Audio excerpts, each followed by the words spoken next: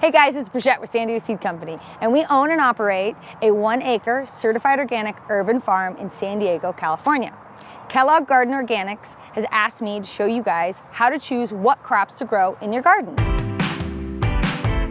Well, the first question I always ask growers is, what do you like to eat? You should be growing what you enjoy to cook or eat in your garden. Well, for us on our farm, we really love making salads, and nothing is better than fresh lettuce from the garden. You can see here we've got a gorgeous crop of red sales lettuce growing in ground on our farm. So let's say you don't have enough space to grow in ground.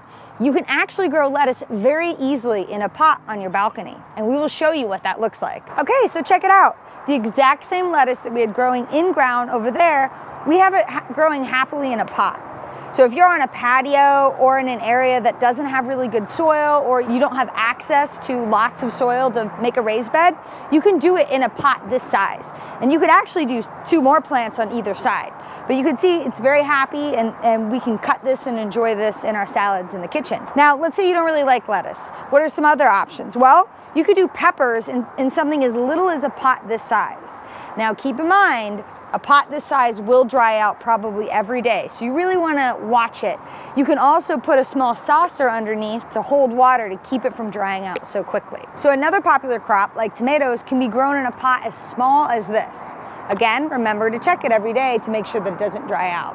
Now, let's say you want to do flowers, and all you have is a patio. Something like a morning glory can grow in a pot just this size. You can set it on your patio and watch it wrap around your patio and bring hummingbirds and beneficial insects to your patio to watch.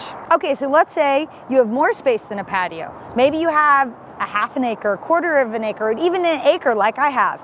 What do you want to grow? Well, things like tomatoes, as you can see, they can get pretty viney and pretty big. We've actually set up T-posts to hold our tomatoes so that they have something to grow on and they're not sprawling on the ground.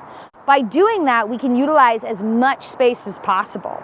There are 2 different types of tomato plants. There's determinate, which are great for pots. They tend to be a little more bushy, and they will give all their fruit almost all at once.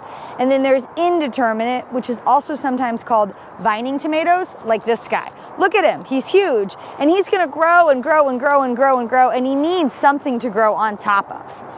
Now, the considerations for what crops to grow depends on your space. You want to get as much food out of a small space as you possibly can. So if you only have a tiny space, it's probably not a good idea to grow something like corn. Instead, I would stick with small crops like lettuces, radish, beets, carrots, things like that you can get a lot in a really small area. If your garden is a little bit bigger, then you can do things like tomatoes, peppers, eggplants, and if you can trellis them or get them up off the ground, you can utilize as much space as you have.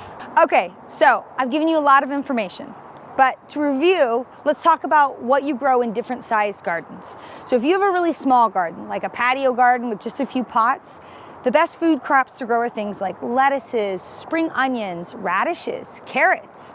Those things will do really well in a very small space in a pot.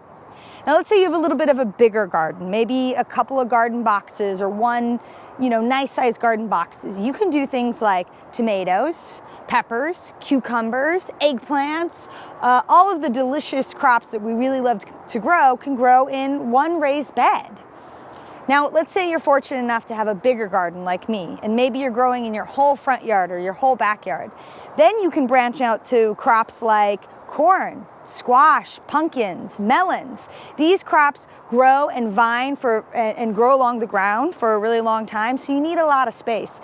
An example is this cauliflower. It's huge. Look how big it is. If you had a raised bed, this would take up almost half your raised bed. And I don't even have a cauliflower head yet.